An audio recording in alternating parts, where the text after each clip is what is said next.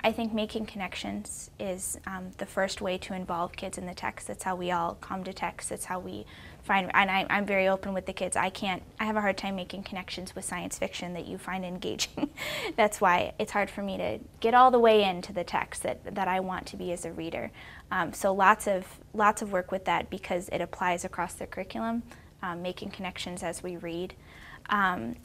Basic, along with nonfiction, maybe I've just been working on this a lot, but some understanding of how nonfiction text is different from fiction text, and the previewing that we do with that before we even start reading nonfiction text, we look at the pictures, we look at the captions, we look at what a heading and a subheading is.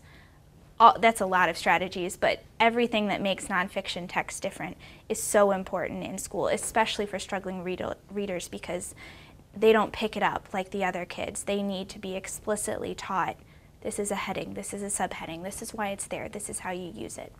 The third one would be questioning as we read. I made a little bookmark for one of my students. Am I getting it? Is this making sense? What can I use if this is not making sense? Can I go back? And then rereading with a purpose. If we're going to reread, let's do something different this time. So teaching that self-questioning, which is so hard for kids because and struggling readers in particular, because they see their peers reading so fluently, and I don't think they understand all the things going on in their peers' heads, that you really need to take time to question as you read, and then look for the answers as you go, and that applies to fiction and nonfiction. So those would be my top three.